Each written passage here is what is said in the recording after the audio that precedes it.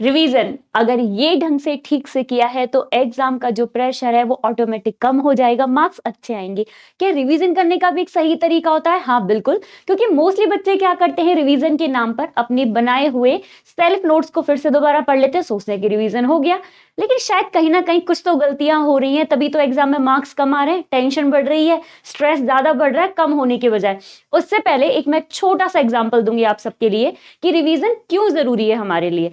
देखिए option A, एक तरफ बहुत डिलीशियस फूड है लेकिन 1 मंथ का है, आपको एक साथ खाना बैठ करके, और दूसरी तरफ आपको डेली कुछ अच्छा सा हेल्दी सा टेस्टी फूड दिया जा रहा है जितना आप खा सकते हैं। तो ऑप्शन ए में है ढेर सारा खाना, ऑप्शन बी में है जितना आप खा सकते हैं। अब मैं आपसे पूछूं कि आप कौन सा वाला ऑप्शन चूज करेंगे, तो बोलेंगे मैम इसमें भी कौन सी पूछने वाली बात है, ऑफ कोर्स ऑप्शन बी, क्योंकि हम जितना खा सकते हैं डाइजेस्ट कर सकते हैं टेस्ट के अकॉर्डिंग हम उतना ही तो खा पाएंगे। अगर इतना सारा खाएंगे तो वैसे ही प्रॉब्लम हो जाएगी, हम तो इतना कैसे ही खा पाएंगे, बहुत ही मुश्किल हो जाएगा ना। बिल्कुल रिवीजन भी वैसे ही है और वैसे ही काम करता है। जब हमारी स्टडी को हम रिवाइज करते रहते हैं, अपने नोट्स को पढ़ते रहते हैं, रिवीजन को सही तरीके से करते हैं, तो वो हमें बर्डन नहीं लगता, जोर नहीं आता, नींद नहीं आती। लेकिन इसके अलावा अगर हमें सही तरीका पता हो रिवीजन करने का तो चीजें और आसान हो जाएंगी। अब इसका क्या तरीका सही है, चलिए आइए देखते हैं। सबसे पहला है शॉर्ट टर्म रिवीजन और दूसरा है लॉन्ग टर्म रिवीजन। तो सबसे पहले हम देखते हैं कि शॉर्ट टर्म रिवीजन क्या होता है। देखो इसमें क्या है, 10 मिनट्स रूल। 10 मिनट्स रूल का ये है कि आपने जितना भी डेली पढ़ा, जैसे मान लीजिए कोई भी आपने एक टॉपिक क्लियर किया, अब उस एक टॉपिक को हो जाने के बाद आंखें बंद करो, फटाफट फटाफट रिकॉल करो और फटाफट फटाफट पूरे चैप्टर को आप अच्छे से दोबारा से रिवाइज कर लो कि अच्छा इसमें ये था ये था ये था ये था, फटाफट हो गया। तो ये तो हो गया कि 10 मिनट्स के अंदर अंदर आपने अपना सारा चैप्टर फिर से रिवाइज कर लिया। ये तो हो गया शॉर्ट टर्म कि जैसे आपने पढ़ा, याद किया, पढ़ा, रिवाइज किया, पढ़ा, रिवाइज किया। अब इसके बाद आती है अंडरलाइन कीवर्ड्स। ऐसा होता है ना कि पढ़ते टाइम हमें कुछ इंपॉर्टेंट लगता है कि अच्छा ये इंपॉर्टेंट अंडरलाइन कर लिया, ये कर लिया, ये कर लिया, ये कर लिया।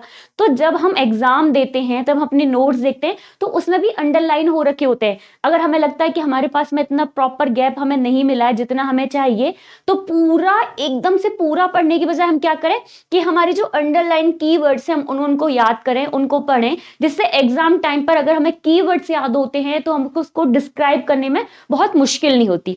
ठीक है, अब आगे बढ़ते हैं एक्टिव रिकॉल।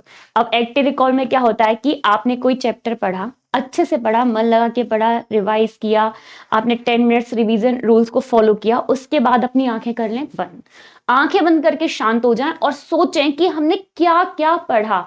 अगर रिकॉल करने पर सारी चीजें हमें फिर से याद आ रही हैं तो यानी कि हमें कुछ कुछ याद हुआ है। और बार बार ऐसे रिवीजन करने से, बार बार रिकॉल करने से क्या होता है कि जो हमारी शॉर्ट टर्म मेमोरी होती है कि जिसको हमने बहुत जल्दी जल्दी आसानी से पढ़ा है, वो एक परमानेंट मेमोरी में चली जाती है, हमें एकदम से अच्छे से याद हो जाता है। ऐसा होता है ना कि किसी सॉन्ग को एक बार सुनो तो हमें हल्का फुल्का याद होता है, और उसी सॉन्ग को हम 3 या 4 या 5 बार सुन लेते हैं तो क्या होता है, हम एकदम रट्टू तोते की तरह एज इट इज उस सॉन्ग को सिंग करने लग जाते हैं। तो ये आपकी स्टडी के साथ में भी है। अब ये तो हो गया आपका शॉर्ट टर्म रिवीजन वाला। अब चलते हैं अपने हम लॉन्ग टर्म रिवीजन पे। शॉर्ट टर्म पे तो क्या होता है कि फटाफट पढ़ा किया ही उसी टाइम का है, लेकिन जितना शॉर्ट टर्म रिवीजन इंपॉर्टेंट है उतना ही लॉन्ग टर्म रिवीजन इंपॉर्टेंट है। अब कैसे? सबसे पहले अपने आप को एक डेडलाइन दे दें, ठीक है, कि ये टॉपिक है मुझे इतने बजे तक फिनिश करना है, ये चैप्टर है मुझे इतने बजे तक फिनिश करना है, और करना ही है, मुझे करना ही पड़ेगा। नहीं तो हम क्या होते हैं, थोड़ा सा लेजी लेजी हो जाते हैं कि अच्छा ये है, कोई बात नहीं 3 घंटे में कर लेंगे, 3 को 4 कर लेंगे, फोन लेके बैठ जाते हैं, व्हाट्सएप, इंस्टा, फेसबुक उसको स्क्रॉल करते रहते हैं और टाइम निकल जाता है। नहीं, आप अपने आप को एक डेडलाइन दो कि नहीं करना पड़ेगा, मुझे तो करना ही है, मैं नहीं करूंगा तो कौन करेगा। तो अपने आप को एक फिक्स टाइम दे दें, टाइम को डिवाइड कर लें कि ये टॉपिक, ये चैप्टर इतनी देर में होना चाहिए और मुझे करना ही है।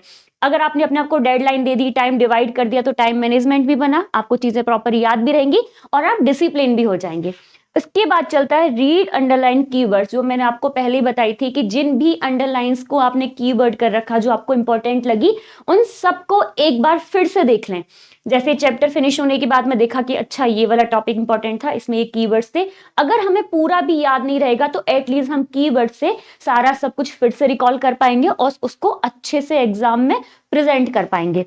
क्वेश्चन प्रैक्टिस बहुत जरूरी है। आपने कोई भी चैप्टर पढ़ा तो उसके कम से कम 15-20 जो क्वेश्चंस हैं उनको आप लगा लो, सॉल्व करने की कोशिश करो और एक डिवाइड कर लो कि अच्छा इतने क्वेश्चन सॉल्व हुए, इतने नहीं हुए। अपने जो भी फेवरेट कलर उसको कर दो, जैसे नहीं हुए उनको रेड कर दो, जो हो गए उनको ग्रीन कर दो। ठीक है, अब आपको पता चल जाएगा कि इस टॉपिक में, इस चैप्टर में मैंने इतने सारे क्वेश्चंस जो ग्रीन है वो मुझे आ गए और जो रेड है वो मुझे नहीं आए, तो उसमें आपको अंदाजा लग जाएगा ना कि इस वाले चैप्टर में मेरा ये वाला टॉपिक वीक है, तो मुझे किस पर मेहनत करती हैं, जो रेड वाले हैं जो मुझसे नहीं हुए। यही आपका लास्ट है कि वीक टॉपिक से कैसे पता चलेंगे, जब आप अपने क्वेश्चन प्रैक्टिस करेंगे। क्वेश्चन प्रैक्टिस करने से पता चलेगा कि हाँ इतनी प्रैक्टिस भी हो गई। जब आप एग्जाम टाइम में अटेम्प्ट करेंगे क्वेश्चन आंसर्स तो आपको प्रेशर भी नहीं बनेगा, लिखने की स्पीड भी बढ़ेगी और आपको पता रहेगा कि हाँ इतने टाइम में डिवाइड किया तो इतने टाइम में ये हो पाएगा।